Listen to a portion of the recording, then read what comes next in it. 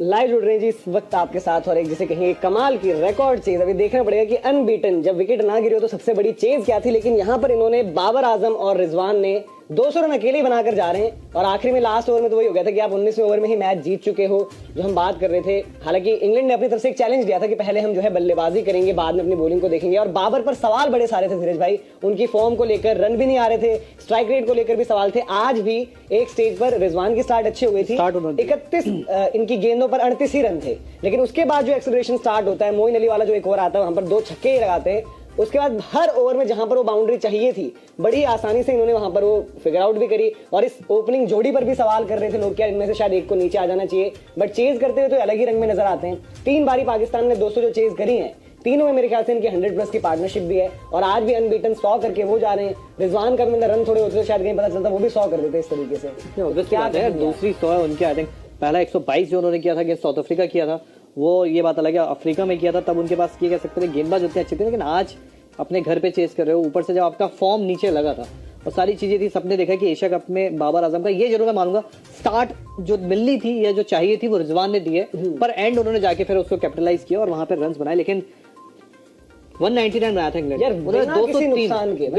सबसे बड़ी 10 विकेट यार, मतलब जीत 10 विकेट। देखो एलेक्स हेल्स को एक चांस मिला था मेरे ख्याल से, डॉसन की गेंद पर वो एक चांस बना था सर्कल पर, एलेक्स हेल्स पीछे आते हुए, मतलब आज की डे एंड एज में वो कैचेस आप पकड़ते हैं, वो हुआ था एक थोड़ा सा बीच में थोड़ा सा मिस स्टंपिंग वाला हुआ था, वो भी डिफिकल्ट एक थी, बट वो भी आपको करनी चाहिए। उसके अलावा ये भी नहीं था कि बहुत ज्यादा जी चांसेस बन गए, मौके बन गए, बहुत ज्यादा उस तरीके से चीज देखी। लेकिन इन दोनों ने अकेले दम पर ही जो है मैच पूरा का पूरा खत्म ही कर दिया। और बीच में भी ऐसा मतलब कि आखिरी 5 ओवर्स तक भी जो रन्स और बॉल का फासला था उसमें लग रहा था कि एक विकेट, फिर एक चांस फिर से बना कि सैम करन थोड़े से आगे थे, बट वो अब उनकी गलती नहीं कि वो आगे क्यों खड़े हुए हैं। बट इन्होंने जिस तरीके से बल्लेबाजी करी वहां पर भैया जैसे इन्हें सक्सेस भी मिल रही है, जैसे हमने देखा अभी कि 10 ओवर तक जब बाबर की बैटिंग की अगर हम बात करें 31 पे 38 थे भैया उस टाइम पे। उसके बाद अगर आप कैपिटलाइज करके देखो वहां विकेट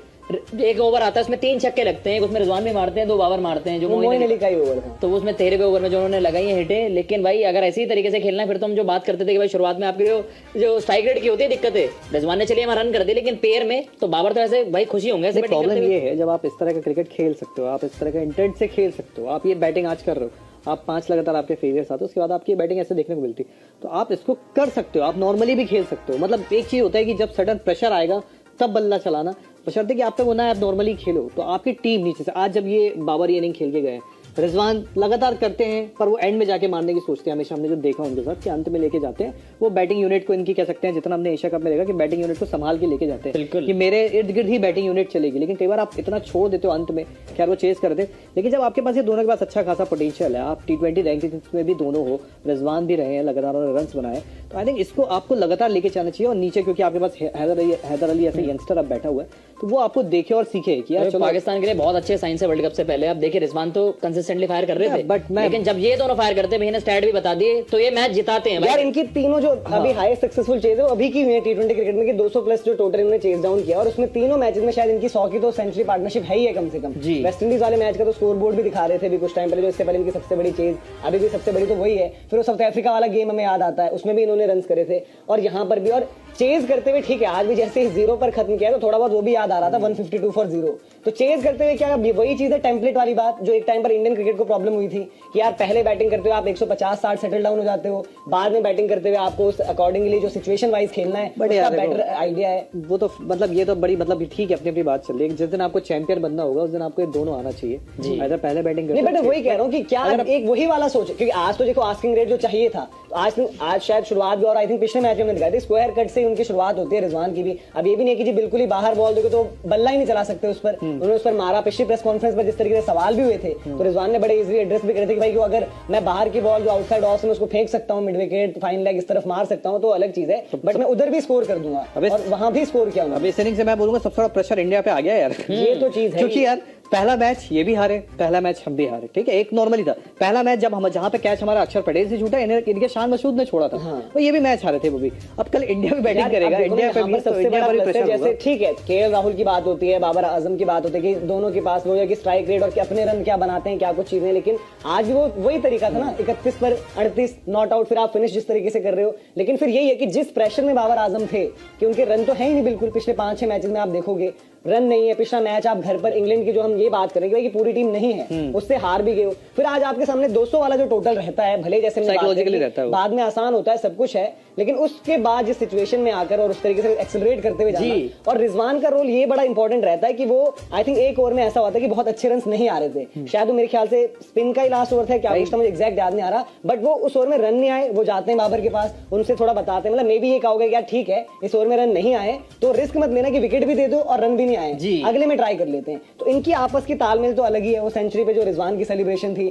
हाफ सेंचुरी पर उनके छक्के मारने भाई ये बात है कि रिजवान अब ऑफ साइड के लिए भी मतलब तैयार हो रहे हैं। जो एक लेग का जो खिलाड़ी कहा जाता है उनको कि लेग में लपेटते रहते, बट आप ये कह सकते हो कि ऑफ साइड में भी अब उन्होंने शॉट्स निकाल लिए कि मैं भाई उनकी भी तो कंसिस्टेंसी, पिछले मैच में 50 है, कट करने यहाँ पर जाऊंगा 50 है, उससे पिछले वाले में भी 50 था शायद ना, जो हारे हैं वो फाइनल, तो उसमें भी इनका 50 था, बट वो बहुत ज्यादा स्लो हो गया था। तो अब इन्होंने वो सारी डिबेट तो शांत कर दी है कि भाई रन बन गए हैं तो बाबर आजम को आउट मत करो तो आप मैच जीत जाओगे। लेकिन अच्छी बात ये है ना कि आई थिंक देखो पाकिस्तान के इन ट्रैक्स पर उन्होंने बनाया नो डाउट, और बाबर आजम की बात यही थी कि बाबर आजम को इंग्लैंड का विकेट या ऑस्ट्रेलिया का विकेट सूट करेगा क्योंकि वो अच्छे टाइमिंग का खिलाड़ी है, उसको वो वैसा नहीं है। पर ये जो इनिंग्स अब उनकी आई और पाकिस्तान में जो ट्रैक्स है थोड़ा वो जो हम बात करते हैं कि रोड वाली ट्रैक्स हैं जी, एकदम यार पाटा देखो सबसे इंपॉर्टेंट चीज मैं रन प्लस जो सिचुएशन, मतलब जिस तरीके से वो बैटिंग कर रहे थे, बहुत ज्यादा पीछे थे वो, रिजवान से इतना पीछे चल रहे थे, फिर आपके आखिर में आकर मतलब कि रिजवान को फिर वो मैच कर देना वहां से और फिर उससे निकल, भाई मैच जिता दिया। 10 विकेट, लेकिन बड़ी बात होती है 10 विकेट मतलब 200 रन वाली, कुछ भी कहो मतलब 10 विकेट। ठीक है इंग्लैंड की बॉलिंग में आप पूछोगे बट भाई सैम करन इनके वर्ल्ड कप खेलने वाले मेरे को ये था,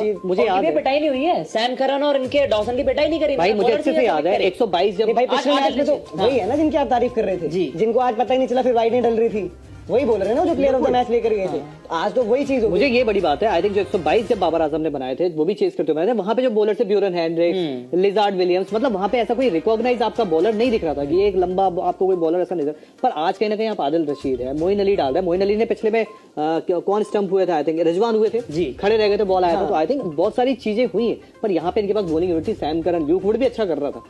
आज को भी उन्होंने अच्छा खेला, 3 में चौथे सुन के वहां से अच्छा, मतलब आपको आदिल रशीद को तो मतलब जिस तरीके से उन्होंने वो मारे छक्के पे छक्के कि रिस्ट स्पिनर को मार रहे हैं, टांग रख के रिजवान उस तरीके से जो मार रहे थे, फिर बाबर ने भी बाद में अटैक करने की कोशिश करी, तो वो तो ठीक है, सारी बातें सही है कि बाद में जो है बल्लेबाजी एक आसान होने वाली और कंडीशंस उसके तरीके से रहना, और इंग्लैंड ने शायद एज अ चैलेंज टाइप ही लिया होगा कि यार तैयारी बैटिंग जबरदस्त करी इन्होंने, जितना इनका कह सकते हैं क्रिटिसिज्म होता है, जहां पे इनकी चीजें क्रिटिसिज्म दोनों की होती है, रिजवान कई बार संभालते, बाबर का बहुत बुरा गया था Asia cup no doubt, but Babar ने जो आज इनिंग खेली, स्टार्ट अच्छा नहीं किया, एंड फिनिश अच्छा किया। भाई देखो सिंपल सी बात हो जाएगी कि अगर आप आज भी अप्रिशिएट न करो एफर्ट्स और आज भी बोलो कि नहीं जी ये तो ऐसा हो गया और वैसा हो गया, ये है वो है, तो आप सब एक्सक्यूजेस दे रहे होंगे इस तरीके की भाई बैट्समैनशिप। और इनफैक्ट रिजवान की देखो, बाबर थोड़ा सा क्या था कि अंडर द स्कैनर स्क्रूटनी उन पर चल रही है, काफी अलग अलग बातें चल रही है, तो उस सिचुएशन में आकर और स्टार्ट भी उतनी अच्छी नहीं थी, थोड़ा वो लग रहा था कि भाई किस तरीके से रिस्पॉन्ड करेंगे, तो रिजवान भी उनको पूरा काम करते रहे, उनको अपने रिस्क लेकर शॉट्स भी मारते बाबर की दूसरी सेंचुरी है ना ये, दूसरी साउथ अफ्रीका वाली शायद पहले थी और दूसरी,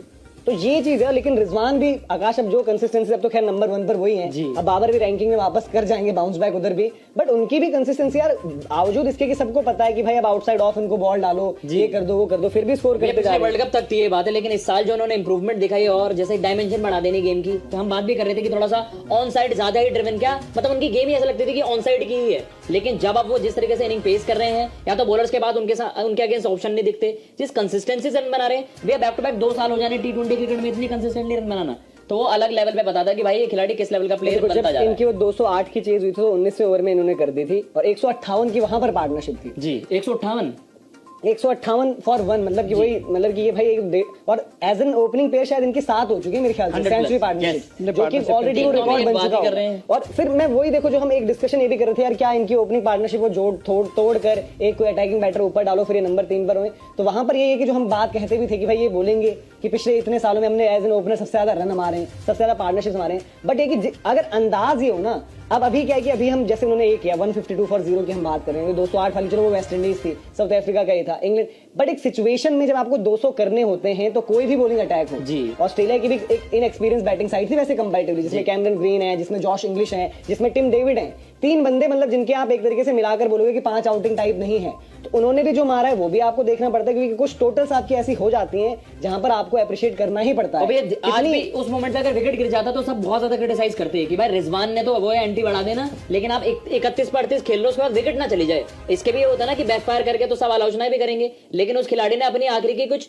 35 बॉलों में 72 ऑलमोस्ट 200 के स्ट्राइक रेट से रन बना दिए। तो भाई उससे दिखाते हैं कि अगर बाबर बैक करते हैं अपने आप को, थ्रू खेलते हैं, पूरा खेलते हैं, तो आपको भाई 200 का टोटल भी आप देखो उन्होंने यही कर दिया, मजाक से ही बना दिया। नहीं, ये यहाँ पर आई थिंक मुझे नहीं लगता कि वो बैक करने वाली चीज थी कि मैं बाद में बना दूंगा। शुरुआत में उनसे उस तरीके से हुई नहीं बैटिंग, जो बैटिंग उन्होंने वो बाद में करी उस तरीके से पहले हुई नहीं उनसे बैटिंग। मतलब ये नहीं था कि मैं मेथड के तरीके से मैं अप्रोच कर रहा हूँ, हो सकता है मैं गलत हूँ, बट जो देखकर लग रहा था कि कोशिश हो रही थी, बट उस तरीके से वो गैप्स नहीं हिट हो रहे थे, उस तरीके से वो बाउंड्रीज नहीं आ रही थी बाद में, बल्कि जब वो सेट होकर आने भी लगी थी तो काफी बार ऐसा भी लगा उनको वो फ्रस्ट्रेशन शो हो रही थी कि मैं बढ़िया गैप में मार के चौका आ सकता था, या फिर सैम करन वाला जो हिट लगा यार वो हाथ पे लग गया तो टपना चाहिए था, 6 होना चाहिए था। बट ये कि वो वहां से उनकी जो एक वो भी एक कमबैक हुआ कि आप अगर उसको 2 हाफ्स में देखोगे कितनी डिलीवरीज उन्होंने फेस करी है, 66 करी है ना। आप 31 पहले की उठा लो, 31 पर 38 है और फिर 66 पर जो 110 हो रहा है, तो वहां से जब एक बार वो मोमेंटम पकड़ा, बल्कि टुवर्ड्स द एंड उनका जो 100 वाला था उस ओवर में 4 ही रन आए, उसमें शायद 2 डॉट बॉल हुई, फिर अब आई थिंक 2 या 3 डॉट हुई उस ओवर में, और तब जाकर वो उनका 100 लगा। तो उस तरीके से तो उन्होंने जबरदस्त वहां से वो कमबैक भी मजा आ गया। तो सीरीज भी इनकी एटलीस्ट बराबर हो गई, 1-1 से बराबर दोनों के हो गए,